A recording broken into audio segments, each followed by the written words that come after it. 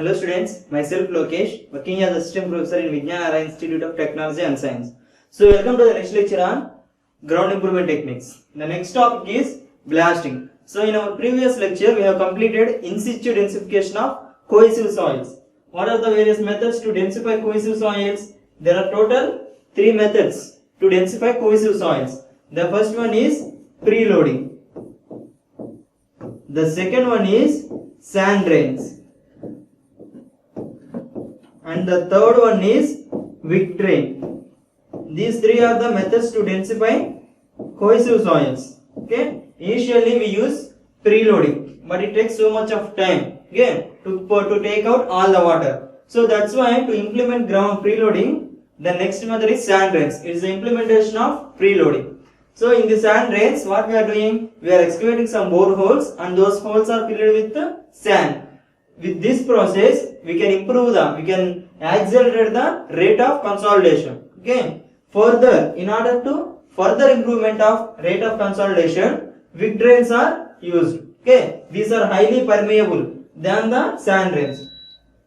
Coming to the time, preloading takes much more time for the consolidation. Sand drains takes less time when compared to the preloading. Wick drain takes very less time when compared to the sand drains. Okay, these 3 are the various methods to densify cohesive soils.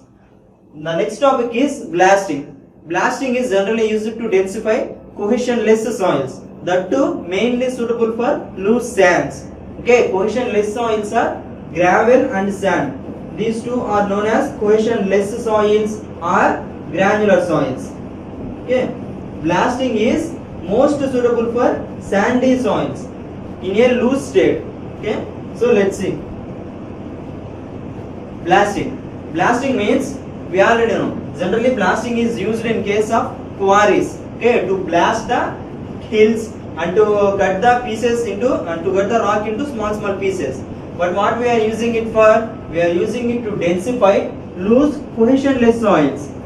Loose cohesionless soil means it is nothing but a sand. Okay, so what it contains? In this we use buried explosive. Explosives may be so many types. Here we are mostly we use dynamites. Okay, explosive means, so there are so many materials which can be used as explosive materials. Here we are specifically use dynamites. Okay, to cause the densification of loose cohesionless ground. What is densification? Densification is the process of making all the particles close to each other. Okay, that is by removing air voids and water voids.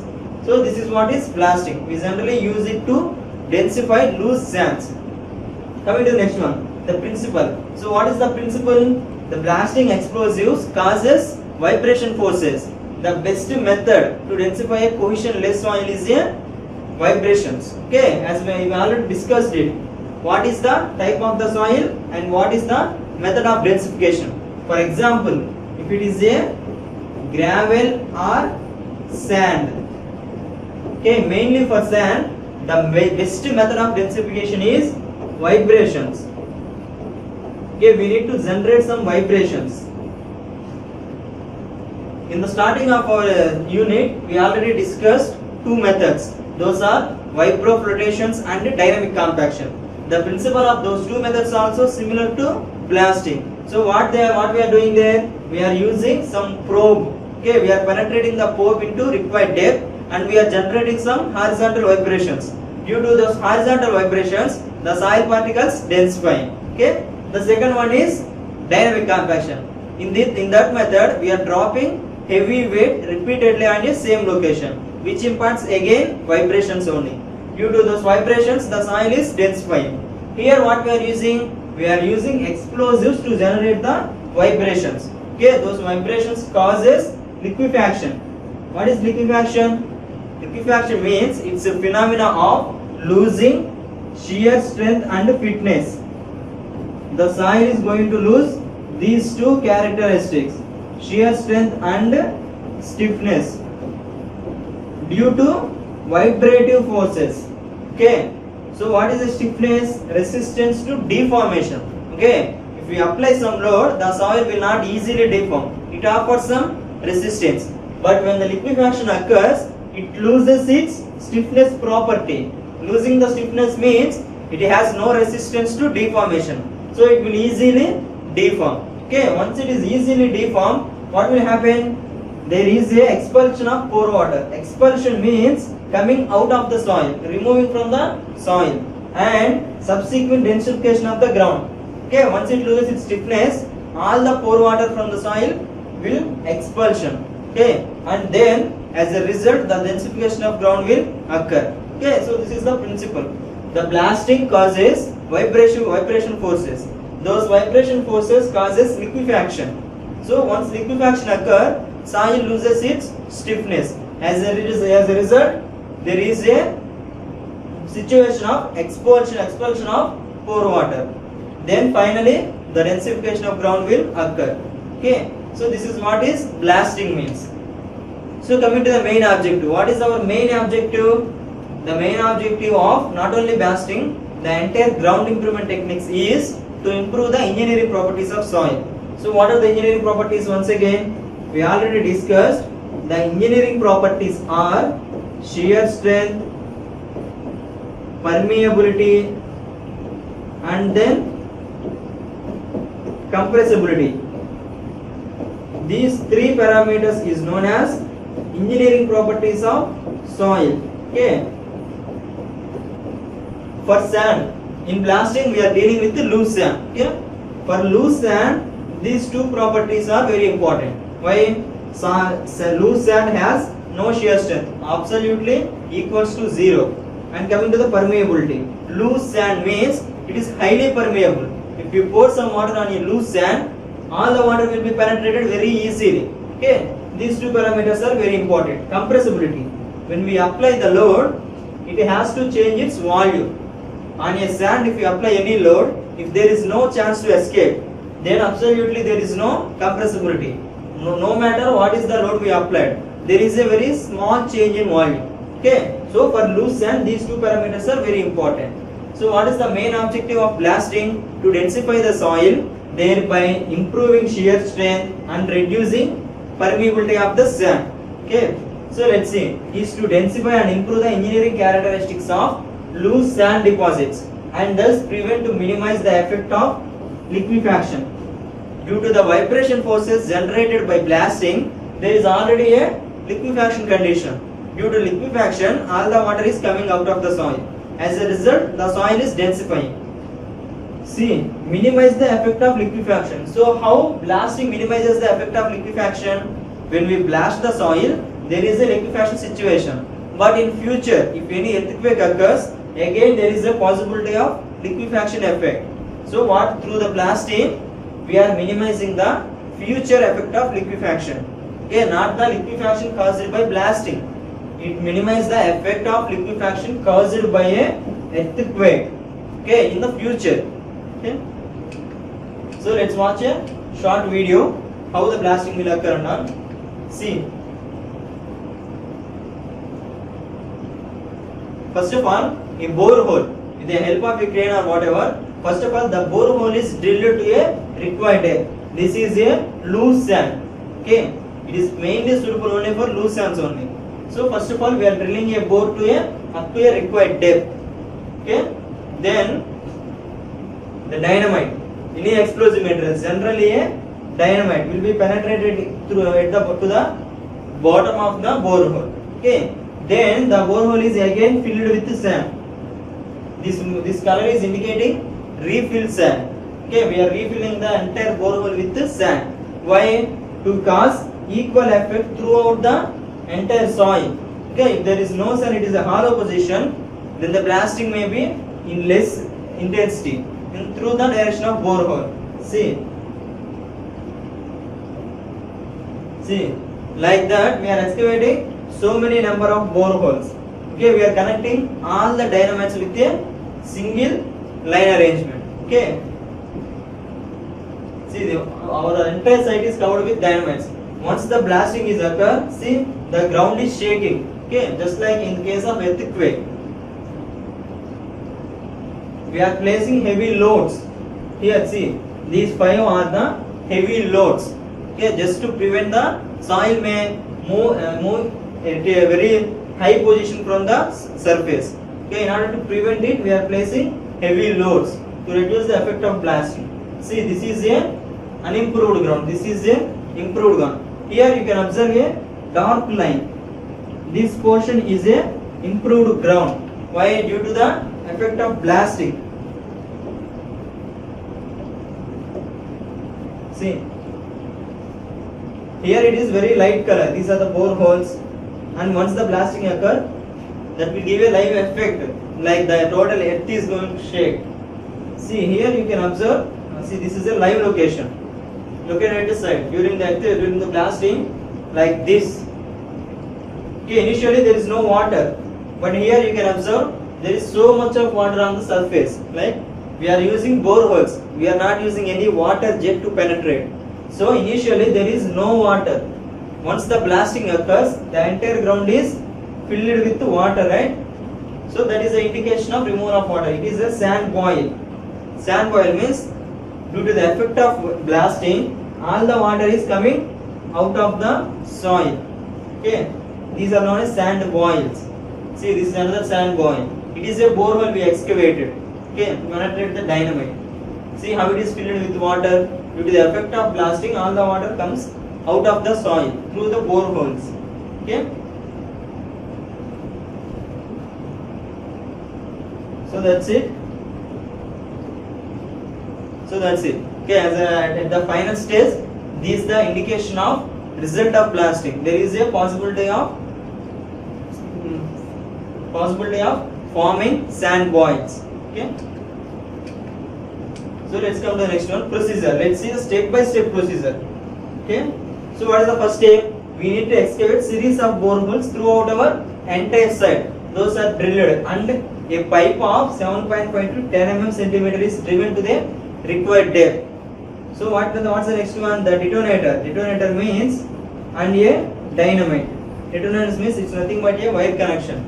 And then a dynamic sticks are both enclosed in a waterproof bundle and is lowered through the casing. Okay, this hollow pipe we are penetrating a pipe through the soil, right? So that is known as a casing. So we are lowering the detonator and dynamic. Those are waterproof. So what's the next step? Then the casing is withdrawn. Okay. Then we fill the entire borehole with sand. So what was the boreholes are backfilled with sand to obtain full force of blast. Okay. If we leave it empty, then the effect of blasting will reduce. So what's the next one? The charge is fired in different pattern. In our previous video, we have seen a pattern like. See. In the video, we have seen a pattern of dynamites like this. Here, one dynamite. This is known as a pattern. In whatever pattern we required, we put all the dynamites. Okay. So coming to the next one. The next topic is rollers. Okay. Rollers means in our daily life we are observing road rollers. So those are only the rollers. So what is depending upon the project requirement and soil to be compacted. Okay, for all type of soils we don't use single roller. There are about 6 type of rollers used based on our project requirement and the type of soil. Okay, the first one is cylindrical roller, second one sheep foot roller, pneumatic tire, smooth wheel, vibrator and grit rollers. These are the 6 rollers we use based upon our project requirement and type of soil to be compacted. The first one is cylindrical roller. So what is a cylindrical roller? It is a very lightweight roller of whether it is a concrete or stone or iron. Okay, this is generally used to roll our volleyball ground or our cricket ground. Okay, that much of lightweight it is. The size varies, is generally about 1 meter in diameter and about 1.5 meters long. There are about 6 type of rollers, right? For all those 6 rollers, just remember at least 4 points. The first one is what is the weight of the roller. This is the important point. The second one is what is the pressure. Okay, each type of roller may impart some certain pressure, like 10 kg per square centimeters or 2 kg per square centimeters, like that. Each type of roller exerts some pressure on the soil.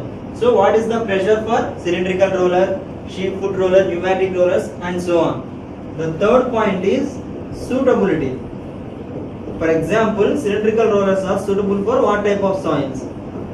Sheep foot rollers are suitable for what type of soils? Like that, we need to take out some common points. The next one is, what is the dimensions or diameter? Next one, speed and the number of passes. If we write these 2 points for all 6 type of rollers, for first roller, cylindrical roller, these 2 points we need to mention. Second one 5 points, third one 5 points. If we write at least these 5 points for all type of rollers, there is about a 30 points we will get, okay, which is more than enough for 14 marks question. So like that, you take out what are the common points that are suitable for all type of rollers. Okay, the first one is weight. We can indicate the weight of all the rollers. Weight is a common point for 6 type of rollers. Second one is pressure. All the rollers can impart some pressure. So what is that? This is also a common point for all 6 type of rollers. The next one is suitability. Okay, for example, cylindrical rollers are suitable for rolling whether volleyball grounds or cricket grounds, like that.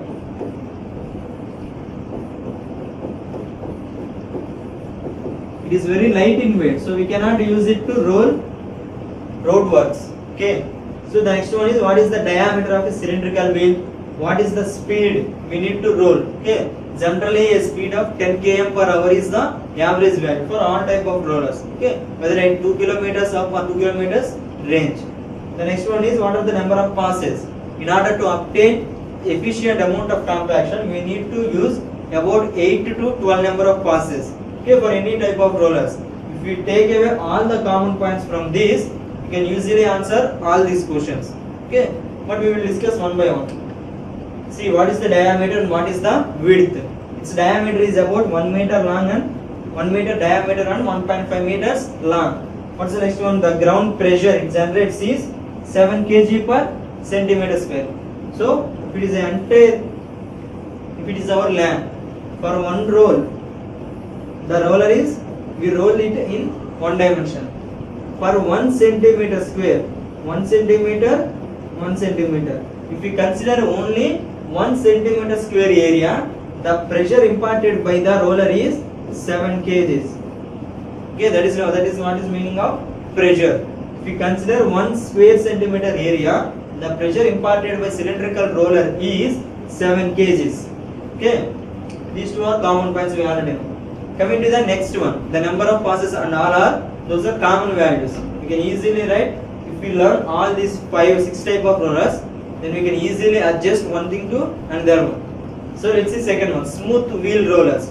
These are the general road rollers we observe in our daily life. So what is it? It consists of a large steel drum in front and 1 or 2 wheels on the rear. Okay, in the front it is one drum only, but at the rear there is a one roll or maybe 2 rolls. Okay, those are very smooth. The next one is, depending upon the number of wheels at the rear. At the front it is just one wheel. At the back, if it is one or 2 wheels, based on that it is divided into 2 types. That is tandem or 2-wheel roller. Tandem means 2 wheels, 2-wheel roller. The second one is 3-wheeled roller. So let's see. This is a 2-wheeled roller.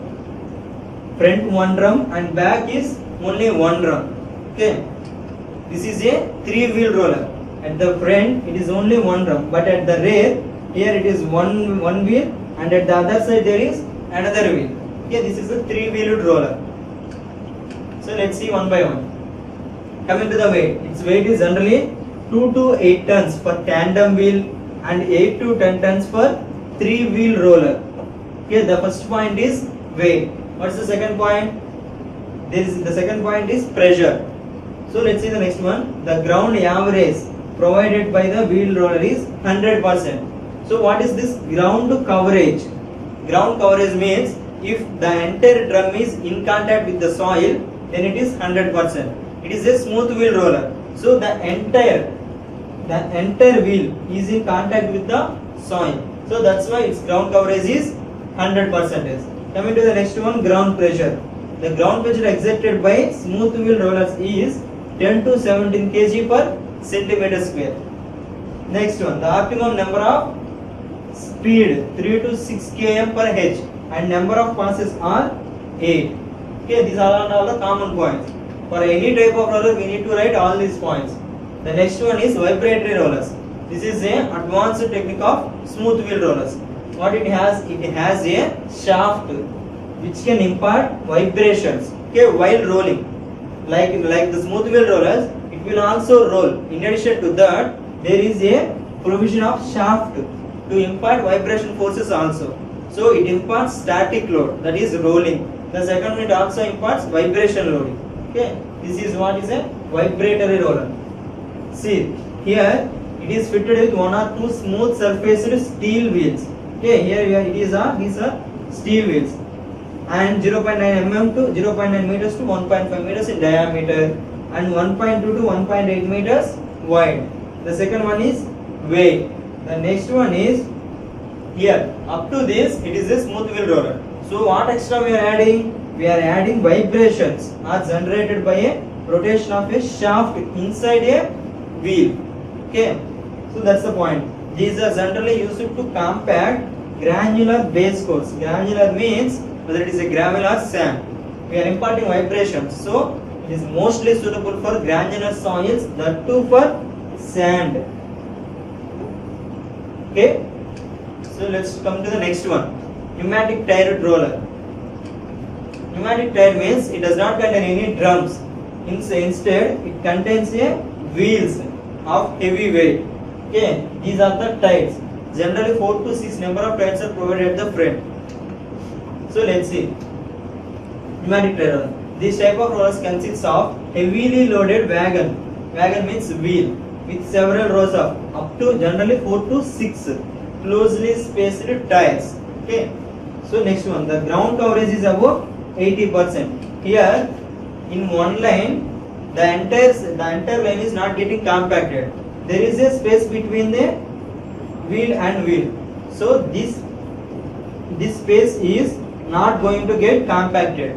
So the area that is not going to compacted is 20%. So what is the area that is going to compact is 80%. Okay, it cover a total of 80% of area in one row, in a single row. Okay, so coming to the next one, the weight. The weight is generally 6 to 10 tons.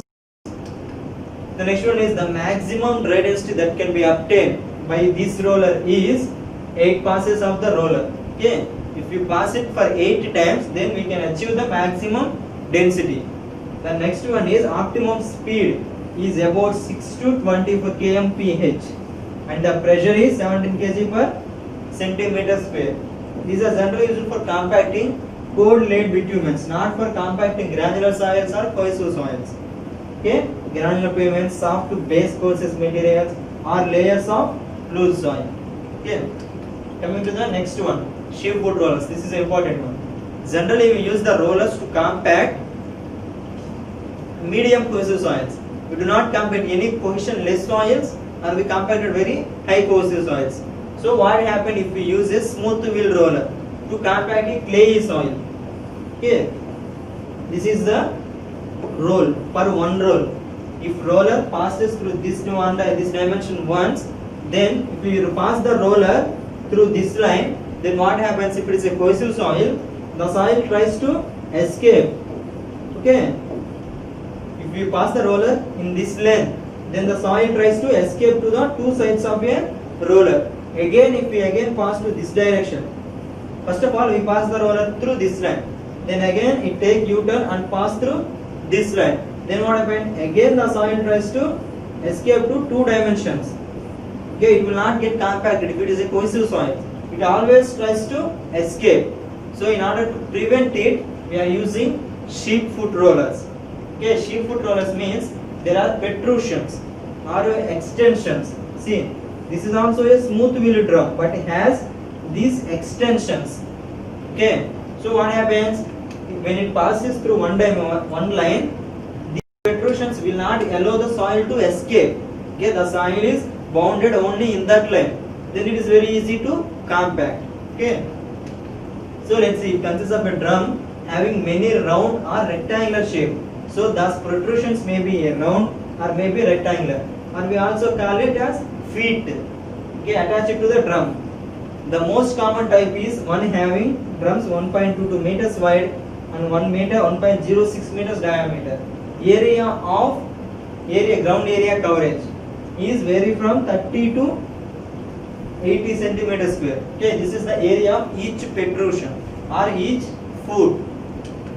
So coming to the next one, the ground area coverage is just about 8 to 12%. Here we are considering only the area compacted by the protrusions. Okay, we are not considering the area compacted by the entire drum. So that's why it is just 8 to 12%. The next one is the thickness of the compacted layer is 5 centimeters more than the length of each foot. For example, this is a drum. On it there is a protrusion that is of let's say 7 centimeters length. For 7 centimeter length protrusion, we can compact 7 plus 5 centimeters thickness layer. Okay, if we have 7 centimeters length protrusion, then we can compact the thickness of 12 centimeters layer. Okay, we need to add plus 5 centimeters per length of the protrusion. Generally, we prefer 10 to 12 passes, and the next pressure inserted by each one is about 7 kg per 4 to 7 kg per centimeter square for lightweight rollers, and up to 25 to 70 for giant rollers. Okay, so coming to the next one, grid rollers. This is also very similar to sheep foot rollers, but instead it contains a grid. See, there are no protrusions. The entire drum is covered with a cylindrical layer of steel. Okay, which it seems to be like this. That is known as a grid. So let's see. These rollers have a cylindrical heavy steel surface. Okay, that is in the form of grids. And a network of steel was forming a grid with square holes. So the holes are in square dimension.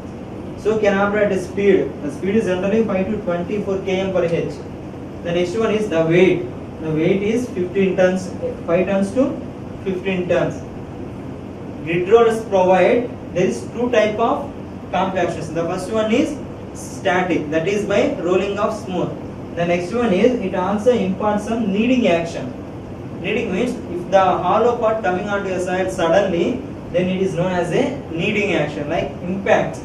Okay, so this is mostly usable for coarse grain soils. Okay, it is also like vibration rollers. In vibration, there are two types of loads are applying. The first one is static, the second one is vibrations. Here also two types. The first one is static, the second one is kneading action. So that's why it is also suitable for coarse grain soils. Okay, so let's summarize today's class.